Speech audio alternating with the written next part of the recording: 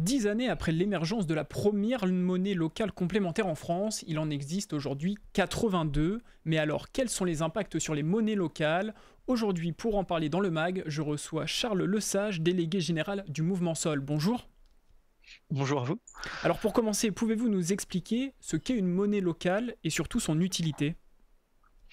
Oui, une monnaie locale, c'est une monnaie qui circule à l'échelle d'un territoire donné. Ça peut être à l'échelle d'une agglomération ou d'un territoire rural, en général inférieur au département, même si on a quelques exceptions. Et l'utilité, c'est à la fois de soutenir l'économie locale en fléchant la monnaie vers les commerces de proximité, les acteurs locaux, et puis accompagner ces acteurs dans une transition écologique et sociale. Alors la première de ces monnaies locales, elle est née dans le Lot et Garonne en 2010. Pourquoi la monnaie locale est arrivée? Quelle était l'envie en lançant ce modèle?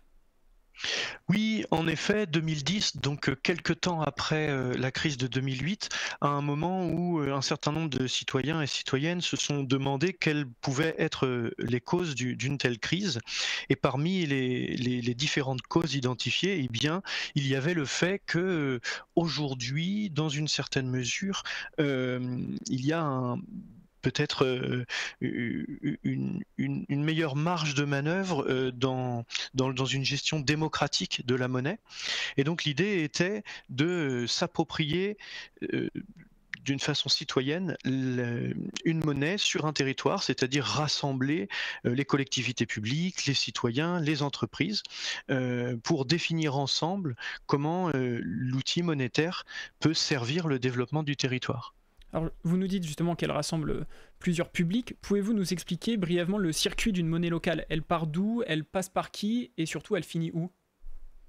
Oui, alors en tant que citoyenne, citoyen, si vous voulez vous procurer une monnaie locale, il faut commencer par adhérer à l'association qui gère cette monnaie, et puis vous pouvez échanger des euros contre l'exact montant de monnaie locale. Donc par exemple en Normandie circule l'agnelle sur un territoire qui va de Dieppe à Évreux. Vous pouvez donner par exemple en début de semaine 30 en échange desquels vous allez recevoir 30 agnelles. Ces 30 agnelles, vous allez pouvoir les dépenser auprès d'un circuit d'un réseau de commerçants, d'artisans, de professions libérales qui ont adhéré à l'association et qui sont des acteurs locaux engagés dans des pratiques vertueuses sur le plan écologique et social. Et donc, de cette manière, vous avez l'assurance que lorsque vous dépensez vos agnelles auprès de ces professionnels, eux-mêmes vont être invités à redépenser les agnelles dans un circuit vertueux auprès d'une personne qui sera également invitée à redépenser l'agnelle localement, et ainsi de suite. Oui, donc pour préciser ce que vous venez de dire, donc 1 euro, comme vous l'avez dit, égale à une unité de monnaie locale complémentaire. Ces unités ne peuvent être mises en banque et surtout sont donc destinées à circuler sans cesse sur le territoire pour créer une richesse locale. Les euros échangés sont déposés en fonds de garantie auprès de banques éthiques et permettent de financer de manière transparente des projets responsables. Actuellement, d'après l'enquête, il y aurait environ l'équivalent de 5 millions d'euros en circulation. Concrètement, que peut-on acheter avec cette monnaie locale? On peut acheter un certain nombre de biens et de services, hein, euh, allant des courses alimentaires à la librairie, parfois des cinémas font partie des réseaux d'adhérents, mais aussi des services comme le coiffeur, ou si vous êtes une entreprise, vous pouvez payer votre comptable en monnaie locale, ou du conseil voilà, en stratégie, en développement. Des graphismes font partie des graphistes font partie du réseau. Voilà, donc un panel assez large de professionnels, entreprises ou associations auprès de qui vous pouvez dépenser ces monnaies. Toujours des acteurs implantés localement dans l'esprit de relocaliser l'économie et soutenir le territoire. Il y a un secteur justement professionnel en particulier qui utilise plus cette utilisation de la monnaie locale?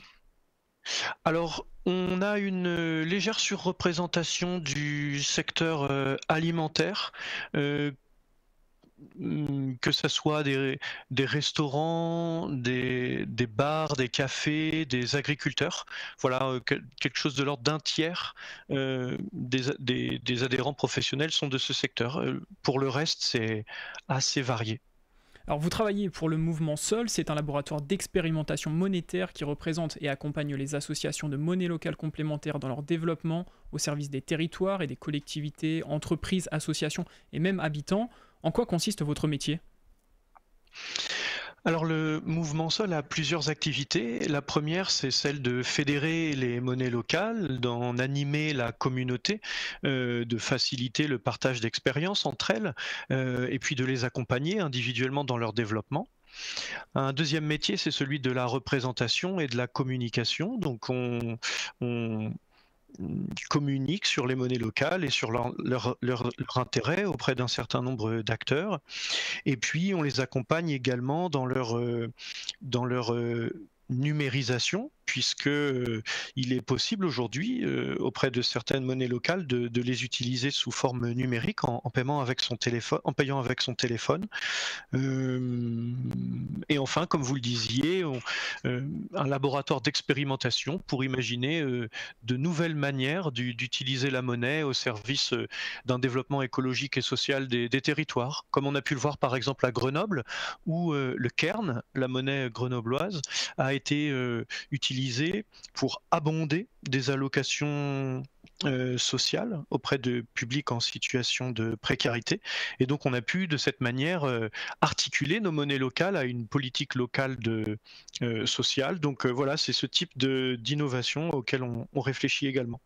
Pour la première fois, une enquête a été co-conçue par le Mouvement Sol et le cabinet Transformation Associés. Elle a duré un an et demi environ. Comment s'est déroulée cette enquête et quel était l'objectif? Alors l'objectif de l'enquête, c'était de mettre en lumière les impacts concrets des monnaies locales pour les territoires, puisque c'est une question qui nous est souvent posée, à quoi servent les monnaies locales? Donc de pouvoir montrer qu'elles ont un impact non seulement économique, mais aussi écologique, solidaire, qu'elles ont un impact sur les dynamiques de transition dans les territoires. Et, et comment elle s'est déroulée? Alors elle s'est déroulée en 3 temps. Un premier temps durant lequel le groupe pilote de l'étude est allé, donc diverses monnaies locales sont allées à la rencontre de leurs adhérents, de leurs collectivités, des acteurs de leur territoire pour comprendre ce qu'ils pouvaient attendre des monnaies locales. Et puis à partir de là, une deuxième phase qui nous a permis d'élaborer un questionnaire qui a été soumis à tous les acteurs du territoire et notamment les adhérents, qui a été soumis aux adhérents des monnaies locales, donc professionnels et particuliers, pour comprendre ce qu'ils percevaient, comment ils utilisaient la monnaie locale et quels impacts étaient visibles pour eux. Et à partir de là, une troisième phase a été celle de l'analyse de ces réponses et la rédaction d'un rapport sur l'impact social des monnaies locales qui est donc disponible sur notre site internet. Alors justement, il y a 5 dimensions qui ressortent: le pouvoir citoyen, la solidarité, l'écologie, l'économie et la dynamique territoriale. Vous pouvez nous dire un mot juste sur la solidarité, justement? Ce que ça apporte? Oui, alors plusieurs formes de solidarité, comme je l'évoquais, hein, parfois en lien avec les collectivités publiques, comme l'exemple du Cairn, mais aussi au sein du réseau des professionnels. C'est ainsi que 25% des professionnels du réseau des monnaies locales disent avoir rendu service à des confrères du réseau. 80% des professionnels disent avoir déjà recommandé un confrère.